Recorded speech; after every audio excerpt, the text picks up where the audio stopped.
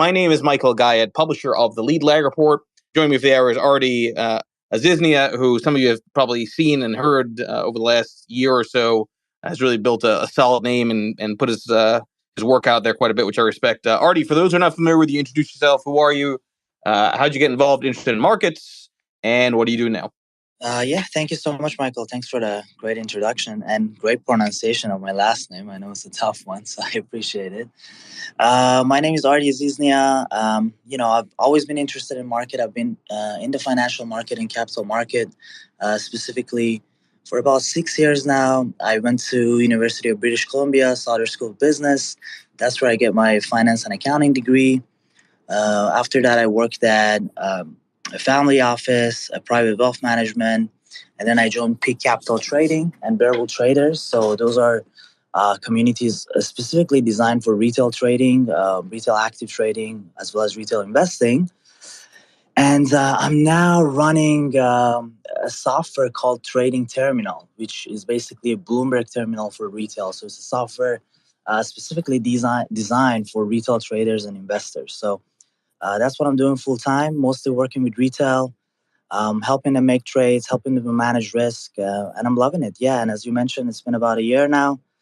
Really active on Twitter, and just trying to help everybody as much as I can.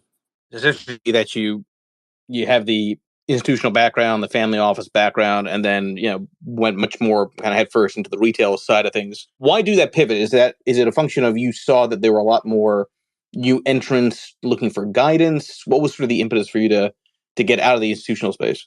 So this is actually interesting. This might not be a politically correct answer, but very soon I realized in the institutional world that, we're in the business of playing it safe. Limit the volatility as much as possible. Manage the fees, get the fees. You're really in the fees business and limiting the volatility.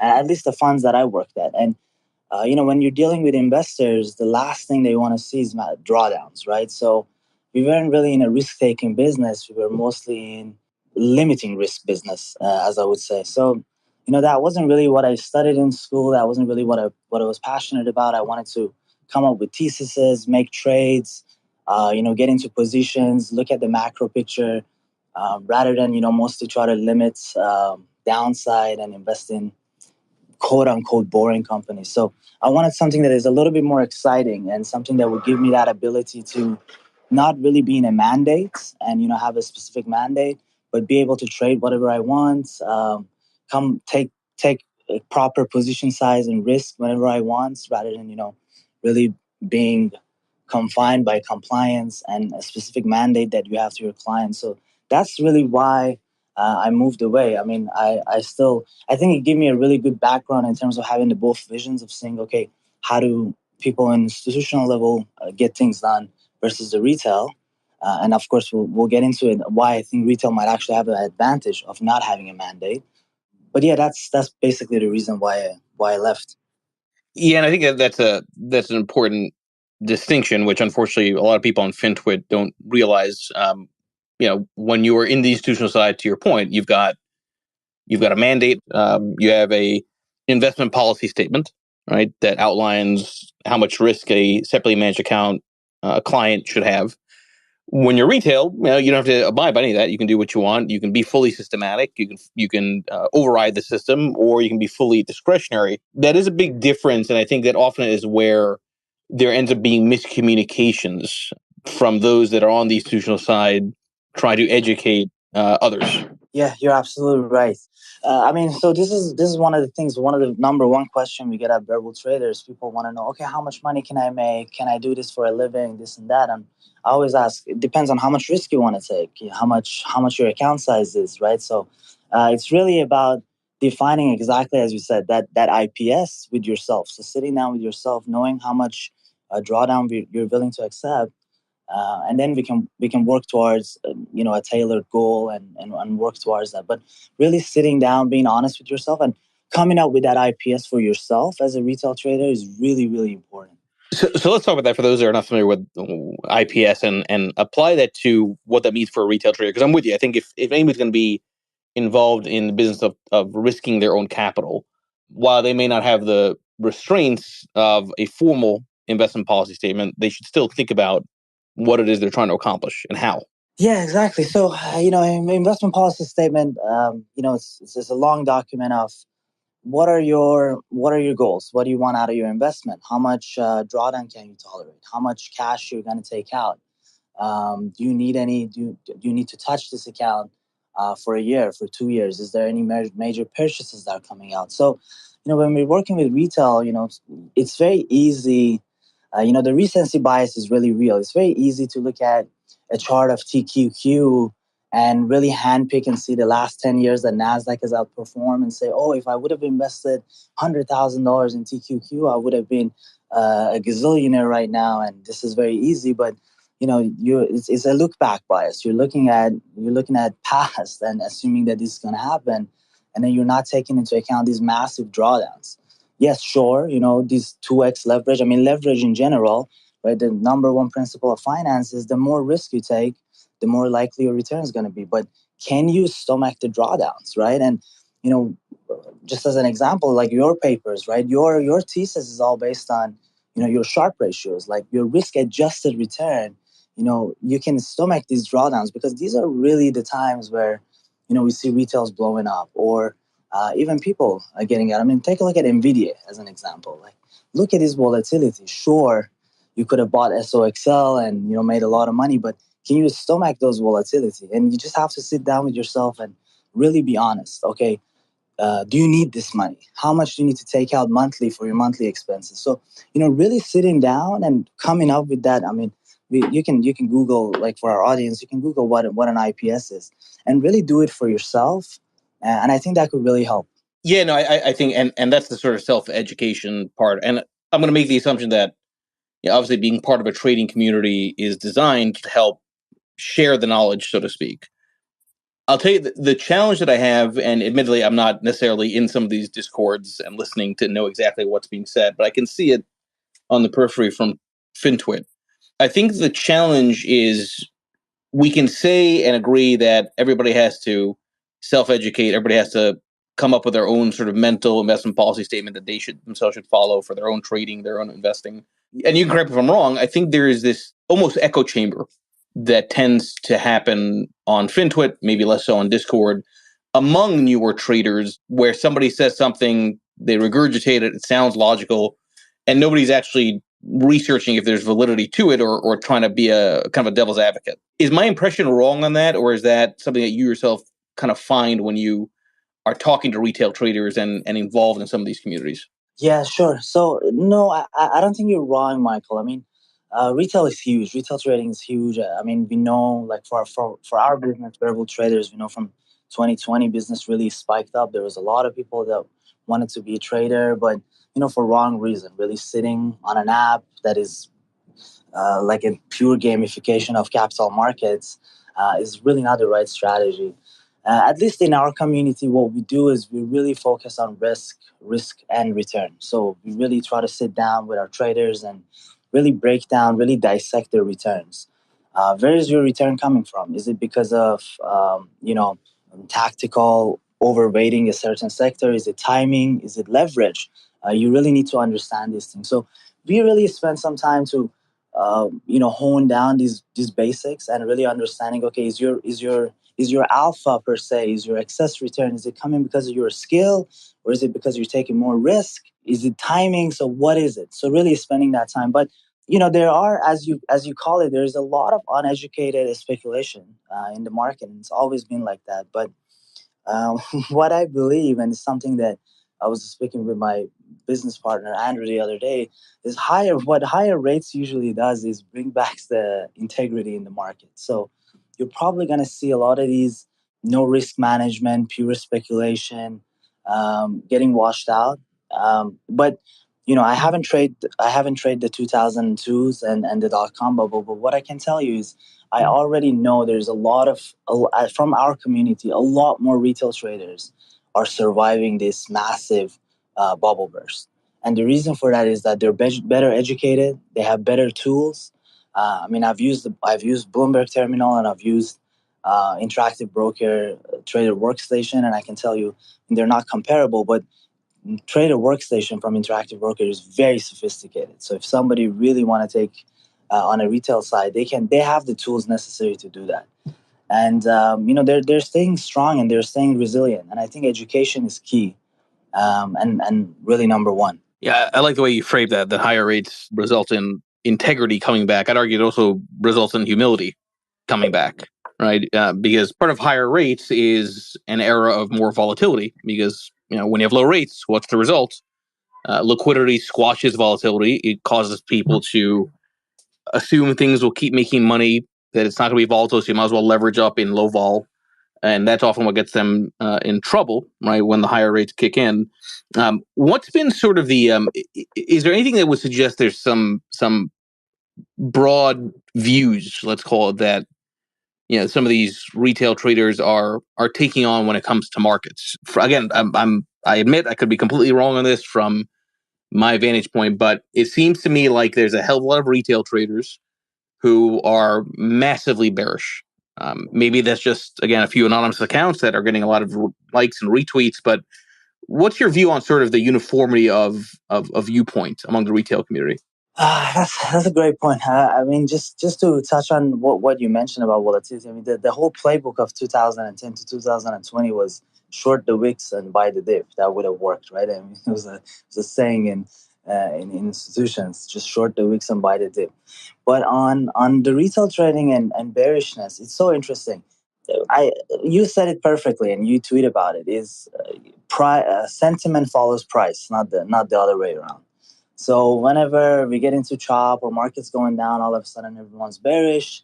Whenever we get a little bit of rally, market goes up, everyone's bullish. Oh, inflation is coming down. Disinflation is here. Roaring 20s is back. So I would say majority of retail trading falls into this sentiment. One of the things that we try to do is really teach people a framework of how they can look at this stuff and not fall into sentiment. I mean, sentiment is one piece of the puzzle, and it's important, but we try to really teach our traders a proper, complete framework. So where are the earnings at, where are the rates at, and compare what's the equilibrium price of a SPY, how, and then come up with your own model of where you think the equity market should go. I mean, in your term, you're looking at lumber to gold. You're looking at volatility in the commodity market as a leading indicator. So we are trying to teach our own version. So it's very common and it's very easy that you fall into sentiment, but you have to understand the bias of sentiment is following the price, not the other way around. At least, I mean, of course, we have some pros like Jared Dillian, who all he does is sentiment, and for sure he's doing it the right way. But for majority of retail traders, I think they fall into a trap of following the price and coming up with a sentiment after the price has already dropped. Yeah, and I'm going to assume part of that sentiment is not just around price, but also headlines, right? So let's talk about that for a bit, because I think this is important. I was a big fan of like Schwager's Market Wizards books, and many of these sort of, in quotes, legendary traders always made it a point to almost never have the TV on or anything outside of what they're looking at in terms of price action. They're not knowing what's going on news wise. There was even, I recall I forgot who exactly it was, but there was a trader being interviewed that literally said whenever he trades, he goes into a semi-dark room that has no windows and there's no sound. Right? Is it fair to say that retail, let's call it incorrectly, is always trying to talk about news and what's going on in headlines as opposed to more professional institutional traders? Is that a fair way of distinguishing the two? Yeah, so that's a great question. I think when we say retail, because at least for our community, and I know a lot of communities that are quote unquote our competition. I know they follow the same suit as well. Is there are discretionary traders, but they are professionals. So they have access to level 2. They're looking at the tape. They're reading the tape. They have access to sophisticated softwares like Bookmap, where it shows the liquidity in the market. I mean, is there a flow edge if you're an institutional trader? Let's say about a certain trade that is happening. For sure, retail doesn't have that. But anything else, I think there is the playing field has been leveled. So our traders, for example, we have, I think we're a community of about 5,000 traders, and every trader has its own style. So some traders trade based on level two, um, reading the tape. Some traders, like myself, we're mostly top-down macro traders. So we're looking at overall market, coming up with theses, and our positions are mostly 1 week, 2 months, 3 months to 6 months. We're position traders. So, really defining our own edge and playing based on that. So really saying, I think there is and one of the reasons I really wanted to come on this space is kind of defend the integrity of retail. Overall, the picture is, these are guys that are just reading the headlines, reading the Bloombergs, and quote unquote, as Brent Donnelly calls it, um, the magazine indicators, right? Well, they short oil once it's on the cover of Economist that oil is dead. But that's really far from the truth. And I know from our community, again, community of 5,000 traders, from some of our competitions, which we hugely respect, those are the guys that are, waking up in the morning, 2 hours before market opens, looking at the future, reading the headlines, coming up with their watch list, making their theses of what the price action should do, and really going one layer before. So, for example, in our community, one of the things we teach is one derivative thinking. So we're always trying to think one derivative ahead. So let's say, if, as an example, like if electric cars are booming and everyone's trading electric cars, like what we teach our traders is, okay, now start looking at the supply chain and come one level down and see where can we trade, like be one derivative ahead of the market. Because in market, you don't want to be too early. Being too early is similar as being wrong, and you don't want to be too late. So um, you know, they're sophisticated. Retail traders are sophisticated, and I hope if there's one thing that I can get out of this spaces for our viewers is that retail has changed. It's not the 2002s. It's not the I mean, there is still, of course, pockets of that and pockets of a speculation and pockets of just buying, quote unquote, YOLO calls. But overall, majority of traders have their own trade book, their own playbook. They know what they want to, what they want to play. They don't solely rely on technical analysis. They're reading the level two. They're reading the price action. And education is becoming commoditized. So good, high quality education, thanks to the internet, really is becoming free or really, really inexpensive. I can tell you from our experience, again, from our community, quite large community of traders, passive index and the passive investing comes up a lot, especially, as you mentioned, the passive investment where there is, large concentration. So this comes up a lot. The risk comes up a lot. I mean, we are active traders, so we're actively trading mostly. I mean, our longest trades are probably 6 months, 7 months. They're position style trades. But we talk about this all the time, and we talk about, for example, one of the conversations I recently had with one of our traders is the difference between, let's say, a SPY or an RSP. An equal weight indice versus a market cap weight, and the risk and the concentration.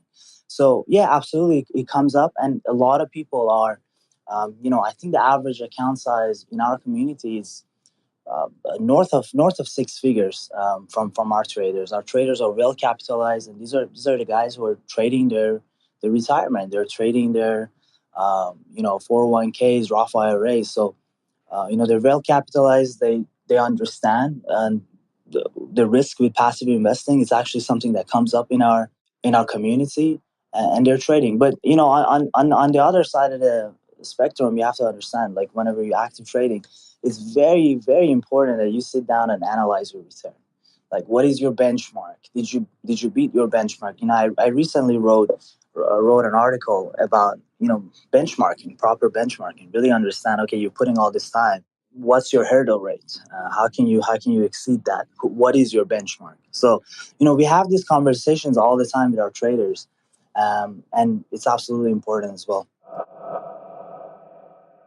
From my background in the institutional level, one of the, I would say, problem was, we were so focused on our benchmark that what we were offering our clients was really just that benchmark, just a slightly different, because we didn't want to deviate from that benchmark. Because at every quarter, when we were sending our reports to our clients, we wanted to be as close as possible to the benchmark. And there were not no let's say innovative risk taking. So that's one of the downfalls of really being focused on a benchmark and not having that flexibility. And one of the, I would say, good things about retail, and one of the things that we always say is that listen, yes, institutionals might have, not all of them, but some of them might have access to flow and they have an edge over you. But overall, you have an edge because you don't have any mandate, and you can trade whatever you want, and you can trade based on your risk. You design your own mandate. So that's a great thing. The tides are changing. We talk about this all the time as well. So, we call it market regimes. And, for example, just to give you an example, in 2020, we're traders. What we noticed in 2020 is that every company is gapping up and it's breaching its expected move. So what we were doing is we were doing these straddles and strangles before every earning, and every earning companies were gapping up because the outlook, right, was so dim and dark during COVID. But a lot of tech companies didn't actually have any problem. It was business as usual, excess earnings. Maybe a lot of the earnings actually got pulled forward.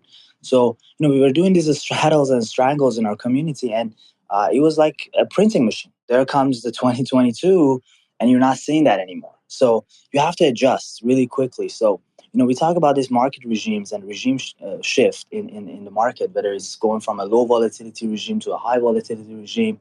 It's very important for a trader to be very agile and understand this. So, now earnings season, if you do a straddle, 80% of the time you're going to lose money because the companies are not moving as much anymore.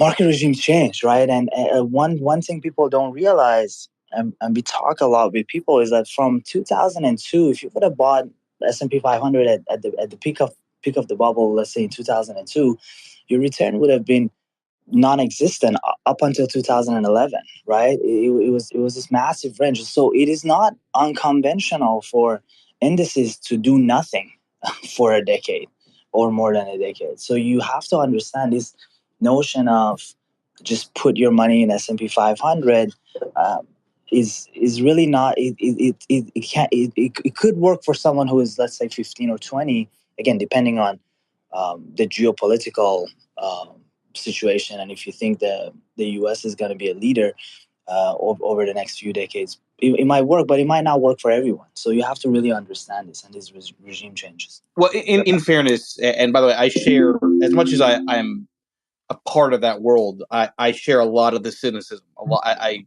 listen. I present across the country at CFA chapters. I meet a lot of advisors, a lot of asset allocators. A lot of them are just knuckleheads, and that's not an insult on them. But the reality is, it's a lot of CYA. It's a lot of just going to passive because they can't find a way to beat otherwise, and they haven't been able to find a way to beat otherwise because the last 10 years of ZERP and QE made it purely about the S&P. All right. I mean, I have my own alternative strategies that need a particular cycle. The argument to have alternatives as a satellite component to a core strategy is very valid based on history, but not the most recent history. And that's where I think there's also a bit of I'd argue there's a bit of a confusion in the way they think about asset allocation in general. But Ardi, I want to go back to you on this a slightly different topic. I want to talk about emotional support for a minute. I think this is probably one of the big values of trading communities, right? Every now and then I'll tweet, get back up. Partially I do it for me, right? Because whether it's a portfolio drawdown or it's something in my own personal life, right? It's kind of me just talking out loud to get back up, right? Because there's no way around it, right? You got to keep pushing forward. Talk about how supportful some of these trading communities can be. I can see a case where when a trader is going through a rough time, there are colleagues that say, listen, you can do better, you can improve, don't give up. I can also see a situation where the community might turn on that person and say, stay down. When in 2016, I think Bearable Traders was started, we really didn't want to name it like a trading Discord or trading. We really wanted to focus on the community aspect. And yes, it is true. It's like a big trading floor, and there's 5,000, 6,000 traders sitting and trading, and theoretically they might be trying to steal each other's money, but it is a community, and everyone is fighting the same battles. It's challenging. I mean, we talked on some of the aspect. Market is constantly changing. There's different regimes. You can't do the same play.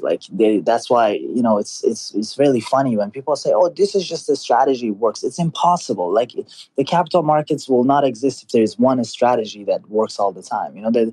Then the number one rule of the market is that alpha disappears. If there is excess alpha, people will come and grab it and it will disappear. So on the aspect of community, what we do is we have community meetups, we have live trading sessions. These community meetups are more for networking. So what we do is, let's say, for example, in LA, we have 200, 300 traders. We meet in LA.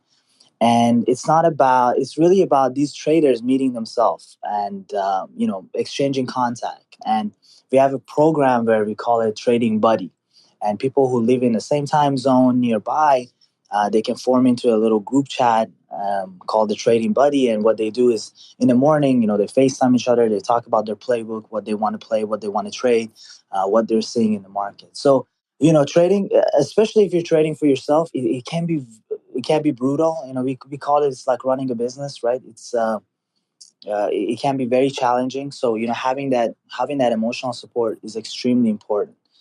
And it's stressful. It's not easy. Whether you're in the professional side or you're in the discretionary side, it's a stressful career. So that we really try to hammer down on the concept of community, getting the support, especially if you're married or have a partner, from your spouse. It's really important because I mean, I still tell my, soon to be fiance that she has no idea what I do. So imagine if I'm having a rough day and I'm coming home. So it's really important that you have everyone on board and get that emotional support. Let's talk about where newbie traders tend to initially focus their attention on. So again, you correct me if I'm wrong. I get the sense that a lot of new traders, retail traders, they initially maybe get into this space because they find options appealing, right? They can get a lot of leverage there.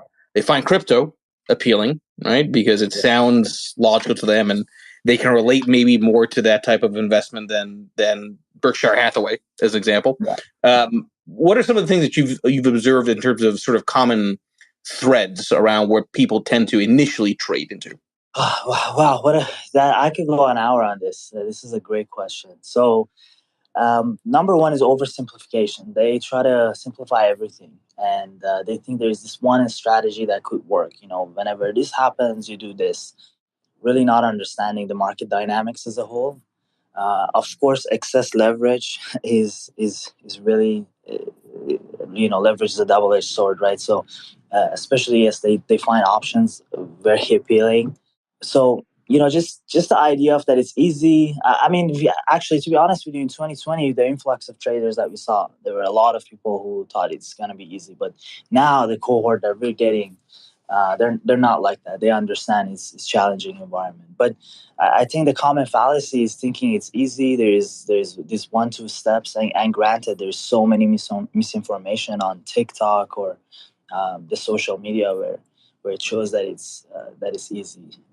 But I think oversimplification, taking we have some fundamental traders and they, for example, short a stock based on a PE.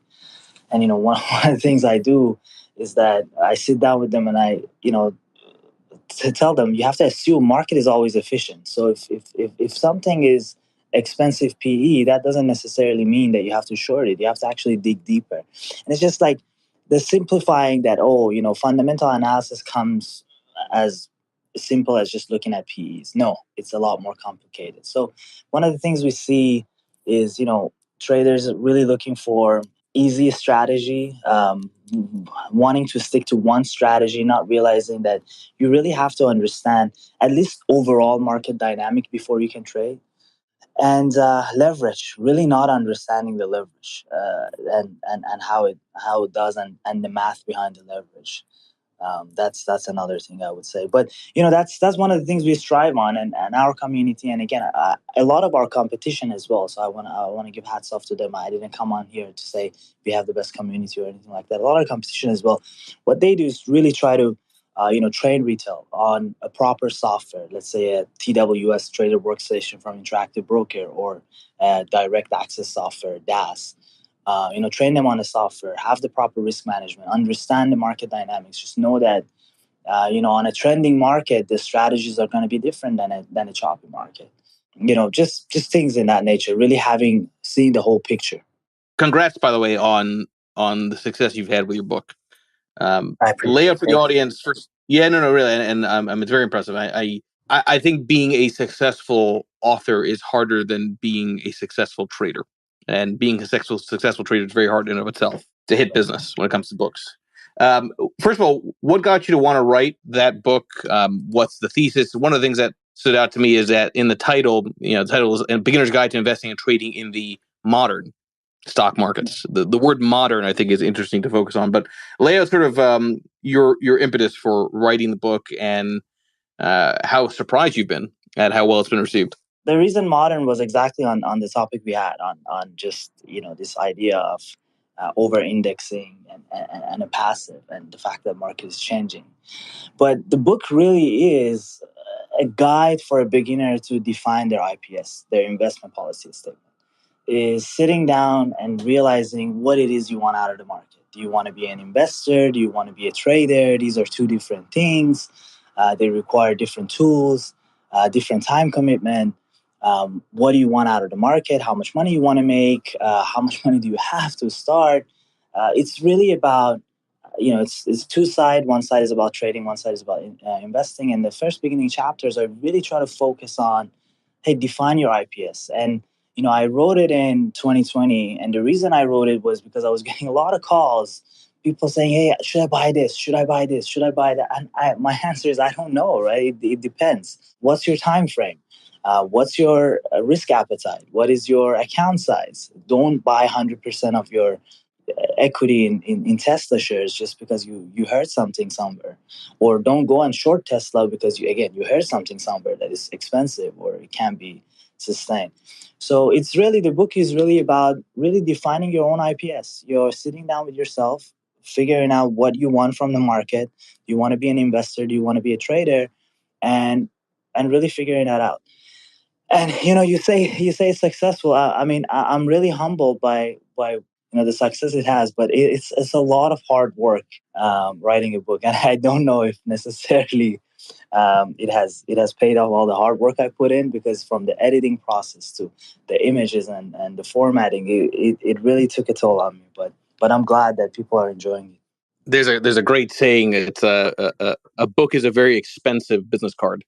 In terms of time and the amount of effort. But no, obviously you've done quite well with it.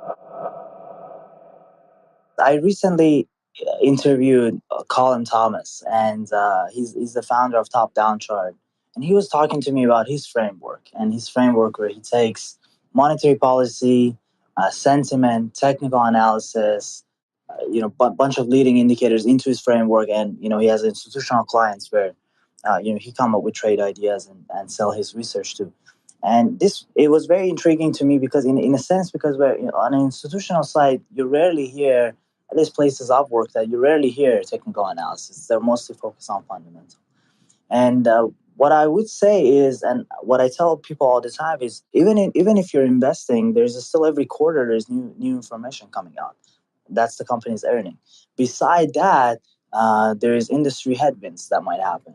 There is cyclicality that is happening at play. So is this a cyclical industry? So all of this changes it's really not put it and forget it. You have to be active. So whether you're day trading or swing trading or investing, it still requires a lot of attention.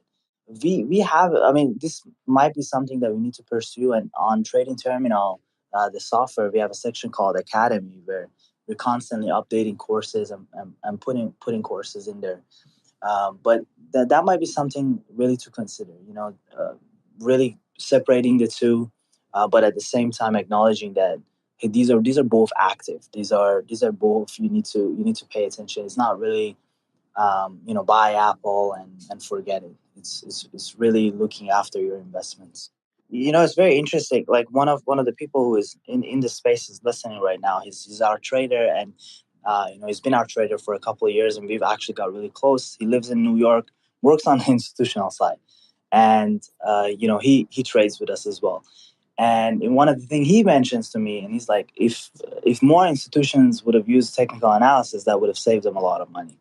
And so it's really about that holistic approach. When I heard that from Colin Thomas, saying that as well, it really clicked on me. It's really not one way. It's really about having that framework and that holistic approach, whatever it might be. For Michael, it's you can read on his papers. It's about really understanding the cycle and the dynamic and the conditions of the market. For someone else, might be something else. Yeah, and by the way, to be fair, it's like no one has a monopoly on truth. I mean, there's certain things that are unequivocally true around trading and managing, but if we all start from the standpoint that nobody can predict the future, and you yourself alluded to it, it's like markets are largely efficient. I agree with you. That should at least frame how we respond to not just markets, but respond to our own emotions, and also respond to others that have the same problem we have, which is that they can't see tomorrow either. Yeah, exactly. I mean, we talk about anytime we've done any forecasting, right? We talk about error terms. There's error terms, and the further you go out in time, the larger the error terms get. So we again, excuse my language, but we know we suck at forecasting as humans, and we know forecasting. You're telling me, excuse your language with how much I curse on Twitter. That is true. So I can be myself. But we suck at forecasting, so it's really, and one of the things that I love about your framework is it's not about making a call, and I hate saying that. When I come up with a thesis or a trade idea, I tell my communities I'm not making a call here. Like for example, right now, we're long duration. We think TLT is going to rally going into the year. We don't think the recession is properly priced in. What we've been doing is we've been selling puts on TLT on a monthly basis to take advantage of the decay, using the premium to buy calls, buy long dated calls, which, by the way, this is a complex strategy, right? So like, it's not something you would expect retail to do, but retailers are doing these type of strategies. And I tell my traders, I said, this is what I'm seeing in terms of the condition. Canada just got their durable goods. I think by the time the national economic bureaucratic will come up with their recession, you will see we're already in a recession. 2 years from now, they will say recession started in March. I'm looking at, as you say very perfectly, I'm looking at the conditions. I'm looking at the same data that the Fed's looking at, everybody else is looking at, is public data. And I'm coming up based on that. I'm saying, okay, this is the condition where I think duration will outperform. I might lose money, right? But now it comes to risk management. You don't have a perfect bet. You don't win all 100% of the time. But it's really about looking at the conditions, looking at the data that you're getting, and then working and making a thesis on that. So, yeah, it's like some people think it's me trying to get out of an analysis or conclusion, but I really am sincere when I say that the obsession around what's the call is beyond amateurish type stuff. It's just because it's like, so what? So if you have a process that works 9 out of 10 times, which you would never have, by the way, when it comes to trading and investing, but let's say outside of trading and investing, you have something that works 9 out of 10 times, and in the small sample that we all live in, it only works once. They say your call was wrong. It's like, no. Yeah. Right? It's not. It's about probabilities. What drives the probabilities? The conditions. You're more likely to have a crash when it's raining than when it's sunny, right? So it's always amazing to me how. This is more of a side note. Personally, it's amazing to me how both retail and institutional they don't seem to understand that it's not about the mile marker that you crash your car. It's about slowing down when it's raining. Yeah, no, you're absolutely right. I mean, you said it perfectly. The right side and the left side of the equation. The outcome is really not important. You're focused on what's driving that. And I mean, if you want to talk a little about market, one of the framework that we talk about in our community is, we've done a regression on rates and earnings, and we know about 80% of the price in S&P 500 is driven by rates and earnings, because everything else is really mean reverting. Corporate earnings as a percent of GDP is mean reverting. PE, is mean reverting. Sometimes it expands, sometimes it goes down. So, we're looking at earnings, where the earnings forecasts are. We're looking at leading economic indicators, and we're looking at where the rates are. And, we're saying, okay, in this dynamic, you need to slow down the car. So we're switching to the duration in our kind of position trade and our swing trade. We might be wrong. There's no, all these duration selling in the market might hurt us, and TLT might actually not rally. There's other dynamics that are at work, but we're looking at the probability and the distribution of the outcome. And we're saying, okay, this is a trade we want to take. So it's really not about making a call. And this is one thing we really focus on our community, and a lot of other trading communities do as well. I want to give them credit. It's not a Discord where we're making a call. Buy Tesla right now, 500 shares, this many out of the money options for the gamma squeeze and this and that. No, no, no, no. It's about really having a framework, understanding your probabilities, understanding your distribution, and then making the trade. I'm not saying that there are not retail communities where they're doing these YOLO stuff and they're doing all these, uneducated speculations. But in the top ones, in the primary ones that, we're probably one of them. There are a few out there that we hugely respect. They're really focusing on the framework and that distribution of outcome. This may be a good place real quick to kind of wrap up the space as just sort of a final question, which is, if you're new and you don't know anything about the industry, you want to be involved in trading, you see all these different options, all these different supposed pro traders. How do you even know which one to choose, right? Because you've seen the same studies I've seen. A lot of these trading communities, have come out to be pure pump and dump. The SEC finally gets onto them, and you can't really fully blame those that are joining because they don't know any better. They don't know what's real and what's not. They just see what looks like somebody who can help them get out of their present situation by having more profitable trades. So how does one even identify what's the right kind of retail community to gravitate towards? Oh, it's a tough one, right? One thing I would say is take the money out of it. So if somebody says I made this much money, you will never hear a professional say I made this much money. Money is irrelevant. You're looking at percentage returns, and you're looking at on a professional side the information ratios and risk adjusted returns. So if somebody's telling you can make this much money without knowing how much your account size is and things like that, be very, very skeptical.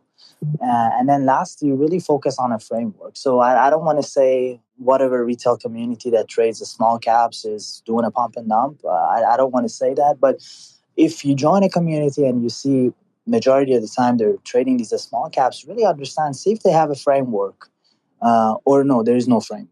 But one thing I've noticed in our communities, people alike will find each other. So we've done, I don't know, maybe hundreds of meetups so far since the 2016, and we've seen a lot of our traders. And these are people who are very savvy in their late 30s, early 40s, 50s. They all have very high level executive corporate jobs. They have large accounts, and these are not gamblers per se. They're really looking for a systematic way to actively manage their portfolio. But if you're new a trader, really just know that, focus on the framework. Skip the money. The money is irrelevant. It doesn't matter. If I tell you I made $10,000 today, okay, but how much was my account size? How much risk did I take? Did I went on leverage? That's irrelevant.